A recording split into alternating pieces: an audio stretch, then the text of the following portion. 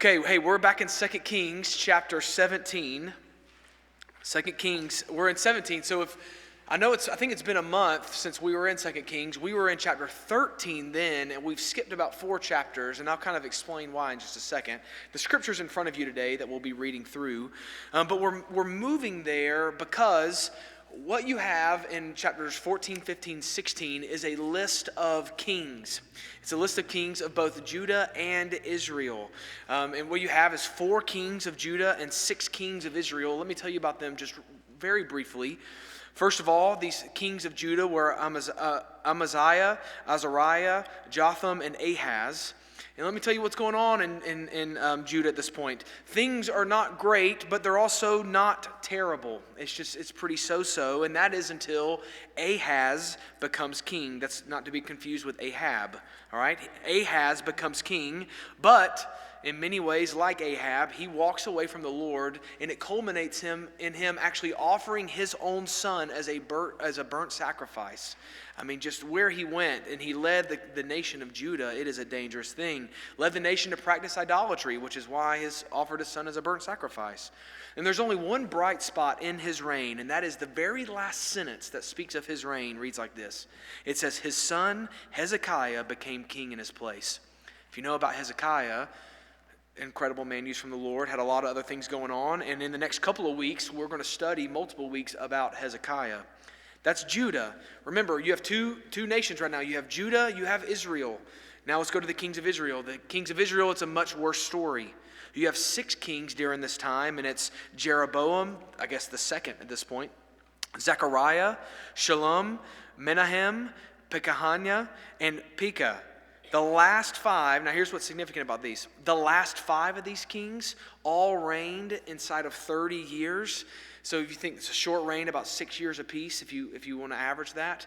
And the last 4 of them, the only reason that they became king is because they conspired against the king in front of them and had them killed. So things are not good in Israel, which leads to where we are today. The story that we're looking at today is going to show us the very downfall of Israel. What led them into exile, we will see today, and then we're going to talk about that very lead to exile, because what we see is almost like the writer of 2 Kings is a historian, but he breaks in his telling of history to basically give us a sermon about what happened to the nation of Israel. So let's look at this together. It's verses 1 through 20. It says, in the 12th year of Judah's king Ahaz, Hoshea, son of Elah, became king over Israel and Samaria, and he reigned 9 years. He did what was evil in the Lord's sight, but not like the kings of Israel who preceded him. King Shalmaneser of Assyria attacked him, and Hoshea became his vassal and paid him tribute. But the king of Assyria caught Hoshea in a conspiracy. He had sent 2 envoys to the king of Egypt and had not paid tribute to the king of Assyria in the previous years. Therefore, the king of Assyria arrested him and put him in prison. The king of Assyria invaded the whole land, marched up to Samaria, which was the capital of Israel, and besieged it for 3 years. In the 9th year of Hoshea, the king of Assyria captured Samaria. He deported the Israelites to Assyria and settled them in Halah along the Habor, Gozan's river, and in the cities of the Medes. This disaster happened because the people of Israel sinned against the Lord their God, who had brought them out of the land of Egypt, from the power of Pharaoh, king of Egypt, and because they worshipped other gods. They lived according to the customs of the nations that the Lord had dispossessed before the Israelites, and according to what the kings of Israel did. The Israelites secretly did things against the Lord their God that were not right. They built high places in all their towns, from watchtower to fortified city. They set up for themselves sacred pillars and Asherah poles on every high hill and under every green tree. They burned incense there on all the high places, just like the nations that the Lord had driven out before them had done. They did evil things, angering the Lord. They served idols, although the prophet and every seer, they served idols, although the Lord had told them, you must not do this. Still, the Lord warned Israel and Judah through every prophet and every seer, saying, turn from your evil ways and keep my commands and statutes, according to the whole law I commanded your ancestors and sent to you through my servants the prophets. But they would not listen. Instead, they became obstinate like their ancestors who did not believe the Lord their God. They rejected his statutes and his covenant and he made with their ancestors and the warnings he had given them. They followed worthless idols and became worthless themselves, following the surrounding nations the Lord had commanded them not to imitate. They abandoned all the commands of the Lord their God. They made cast images for themselves, 2 calves and an Asherah pole. They bowed and worshiped to all the stars in the sky and served Baal. They sacrificed their sons and daughters in the fire and practiced divination and interpreted omens. They devoted themselves to do what was evil in the Lord's sight and angered him. Therefore, the Lord was very angry with Israel, and he removed them from his presence. Only the tribe of Judah remained. Even Judah did not keep the commands of the Lord their God, but lived according to the customs Israel had practiced. So the Lord rejected all the descendants of Israel, punished them, and handed them over to the plunderers until he had banished them from his presence. Now, I was going to summarize all of that and just offer you a couple of verses today, but I wanted you to feel the weight of what has happened to the nation of Israel. That because they had chose to go their own way, just time after time, just talking about them choosing to do what they wanted to do, walking away from the Lord. And because of that, it's like the Lord had enough in that moment, and he said, fine, that's it. You see, this passage serves kind of like an obituary of the kingdom of Israel. And it's his final words that are not being filled with accomplishments or faithfulness like a eulogy. It's not that. It's actually more like a dirge. It's a lament for the dead is what it actually is. You could say this way if you want to use another word picture. This passage right here in 2 Kings 17 is almost like the preacher is doing an autopsy on the nation of Israel. He's opening up the nation of Israel and asking this: what caused them to go the direction that they went? What caused them to fall apart and to fall away from God? And here's what we see. When you open it up, when you do the autopsy and you open it up and you look inside, what you find is that what led the nation of Israel away was spiritual diseases. Diseases that had just literally wrecked them from the inside out. And that's what we're going to look at today. I could list probably 10 of them. I don't have time to do that. But what we're going to do is look at 4 spiritual diseases that ended up killing the nation of Israel. Disease number 1. The first disease was the disease of ingratitude. Look at verse 7 with me. It says, this disaster happened because the people of Israel sinned against the Lord their God, who had brought them out of the land of Egypt, from the power of Pharaoh, king of Egypt, and because they worshipped other gods. And it's interesting, he says, it tells them the disaster happened because they sinned against who? They sinned against God, and what God was it? The God who had led them out of Egypt. The very God who had rescued them from slavery, who parted the Red Sea, who led them by the pillar of fire by night and the pillar of cloud by day. That is who they sinned against. It's almost like the writer is blown away that how in the world could they ever do this to the very God who had loved them and take care of them for so long? I'll tell you how it happens. It happened because the Israelites chose not to remember it. They chose to stop remembering, to stop remembering what it is that God had done for them. You see, that thing, the whole thing in Israel, that was Egypt, that was the thing of the past. It was something that they didn't see that really mattered to the present.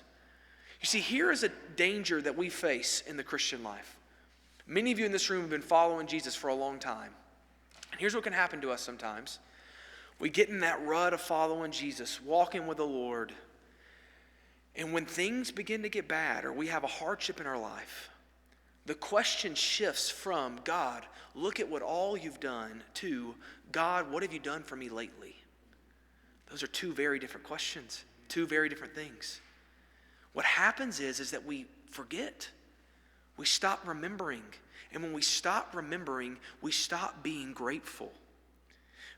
Last night, my wife and I took our boys trick-or-treating with a big group from First Baptist. A lot of families went down 4th Avenue, and it was a great time. Some of those people go all out. If you've ever seen the people in like the medieval house where they are literally launching candy from their like top part, it is great. The kids think it's the best thing. We spent about 2 hours trick-or-treating, and finally, a little after 8, got back in the car, went to head home. It's late.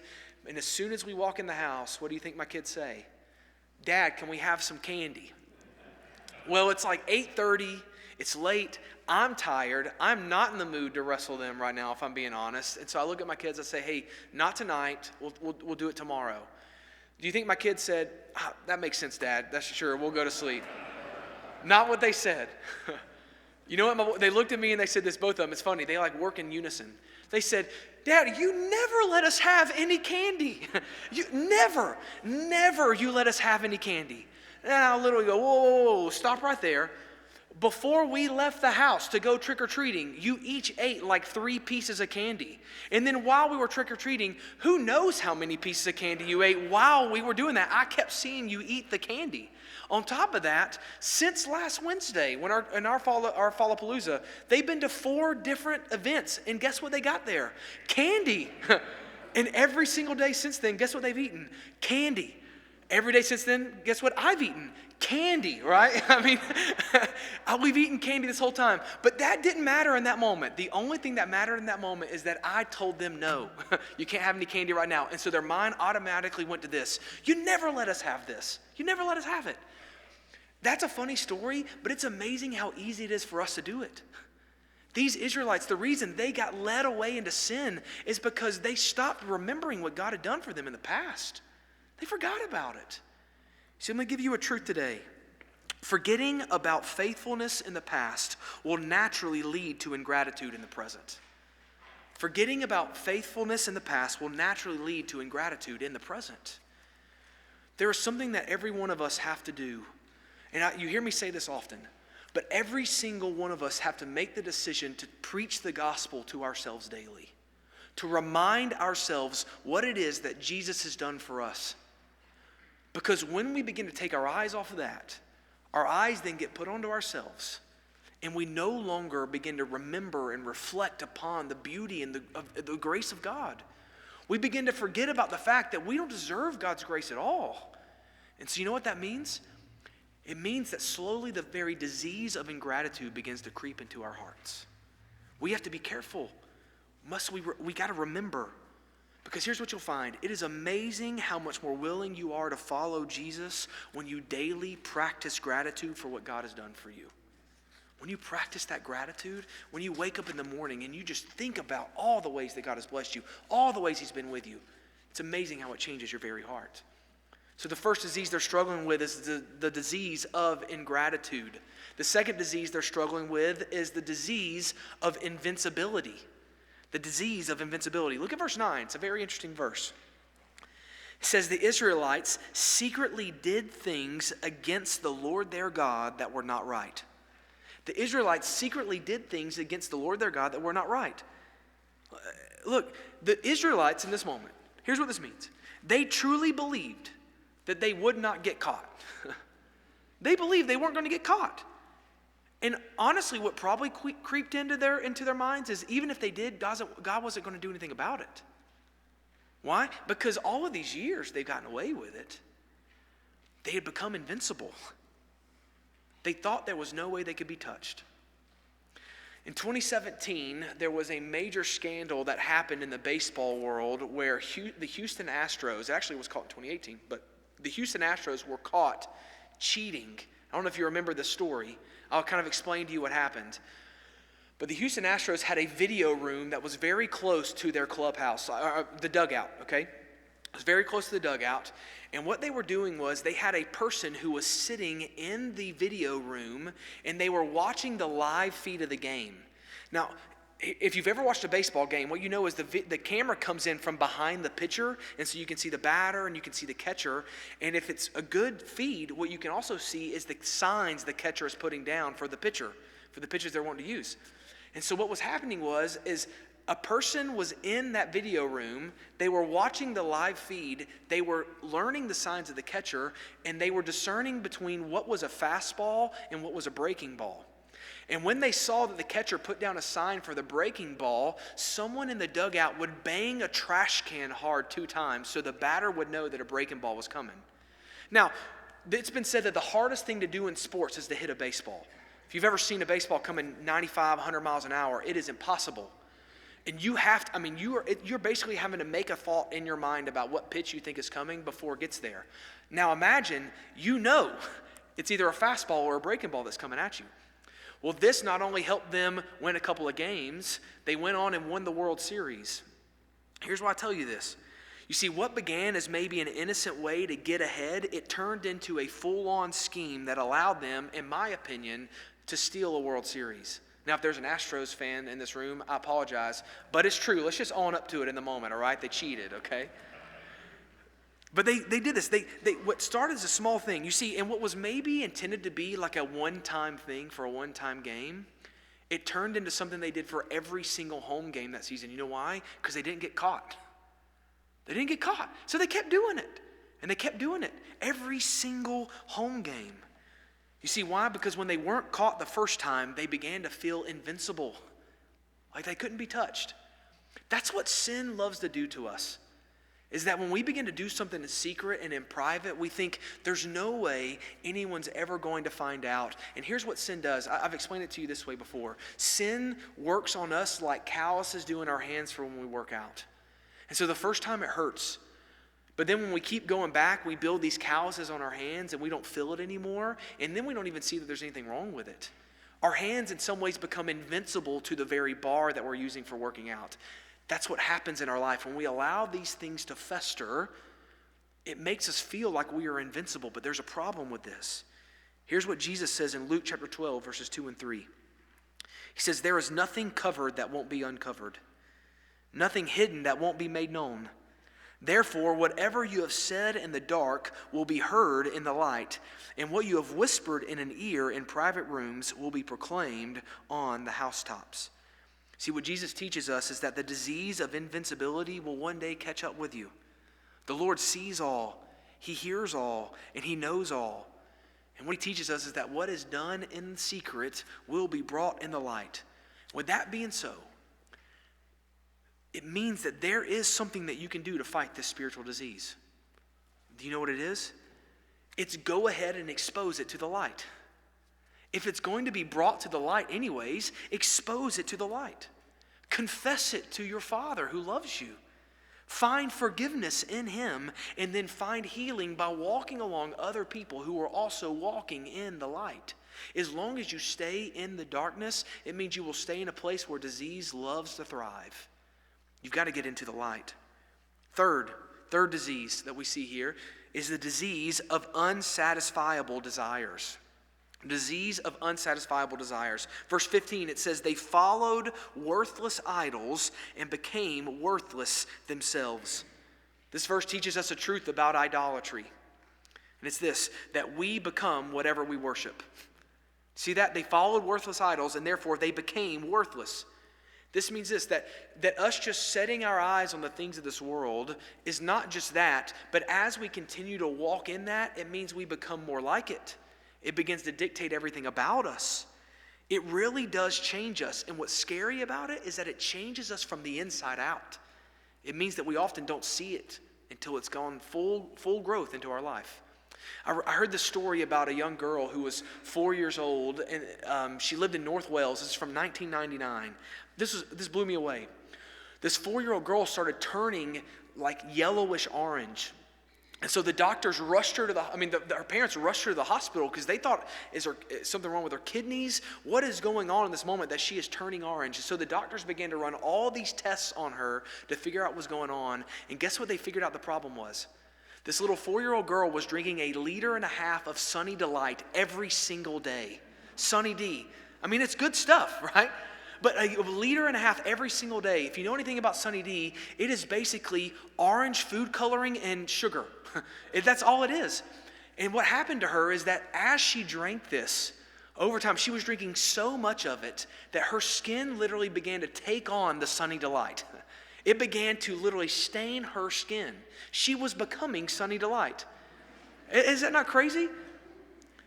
Right here, what we see the writer tell us is that idolatry, the things that we love, the things that we can worship sometimes more than God, it can literally cause us to become those things. Why? And why does it get to that place? It's because those very things, they will never fill our souls. They're empty. And I'll show you, that's exactly what the author says here. If we could read the original Hebrew, if I could have it in front of you, here's what it would read. They worshiped emptiness and became empty. They worshiped emptiness and became empty. This word used for empty right here is the word hevel. It means error, delusion, vanity. It's the same word that Solomon uses when he is writing in Ecclesiastes about everything in this world. It's all vanity, right? It's all hevel. Everything is hevel. What the author tells us, and what you see all throughout the scriptures, is that there is nothing in this world that can bring you satisfaction. Absolutely nothing. You see, everything that we seek to satisfy our desires, it ends up leaving us with nothing. It's error. It's delusion. It's worthless, as this passage says. And a continual pursuit of those empty desires will soon leave us worthless as well. That's just how it works. Tony Merida summarized it this way. He said, if money is your idol, then you'll never have enough. If you don't have any, it will crush you to the point of suicidal thoughts. If being popular is your idol, then being unpopular will crush you. If success is your idol, then you will live on a treadmill of pursuing one accomplishment after another. If sexual pleasure is your source of greatest pleasure, then no person or image of a person will ever thrill you enough. If a particular drug is your source of hope and strength, then you will only be enslaved, never liberated. These gods will never satisfy you. Brothers and sisters, there is only one who can satisfy every longing of your heart, every desire to be made known, and every desire to matter in this world. There is only one, and that is the God of the universe. Psalm 16:11 says it this way.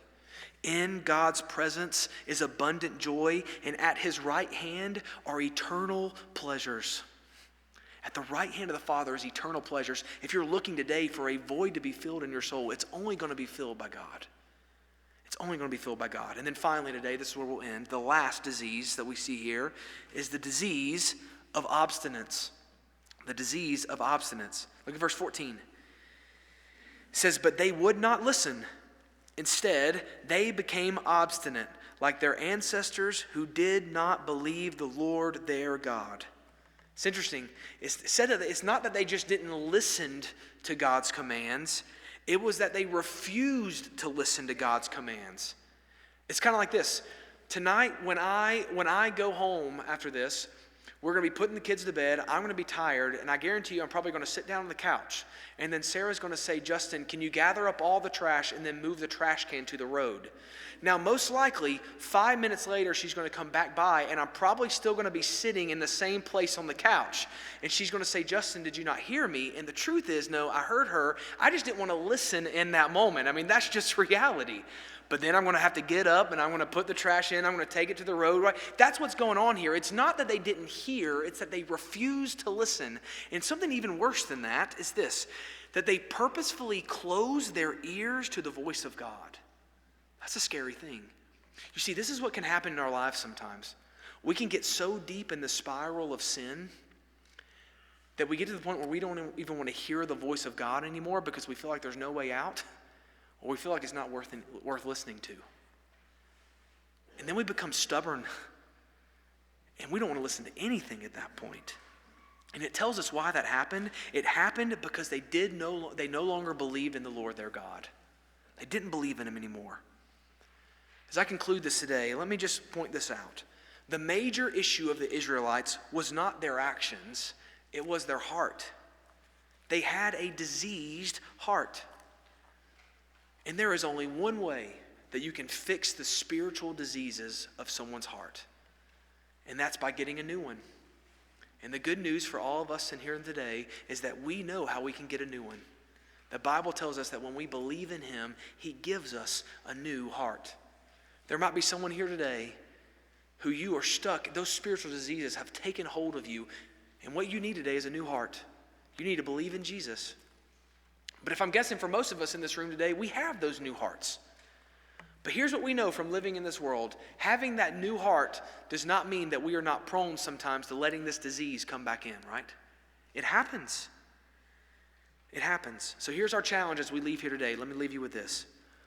When we leave here today, to keep from those diseases from taking over us, I'm going to ask for you to go home, and before maybe you lay your head on your pillow, you ask the Lord to search your heart. You open it up to him. You ask him to search it. And as he searches, when he brings things to you, I ask that you would do this. Confess maybe your idolatry. Confess your ingratitude. Confess your secrecy, your indulgence on the unsatisfactory. Confess your stubbornness. Confess all of it. And watch this. And allow the graceful hands of the true heart surgeon to redeem every bit of it. Redeem that which is broken and make it new again. Ask him to do it. Let's pray together. God, we love you so much. And we thank you for your word. Oh, it's so easy for us to forget about you. It's so easy to think that we can just get away with sins, not realizing you see everything. It's easy for us to chase the fleeting things of this world, and it's easy for us to close off our ears. Oh, Father, open up our hearts. Cleanse us from those things, and let us have a heart that beats for you. It's in your Son, Jesus' name I pray. Amen.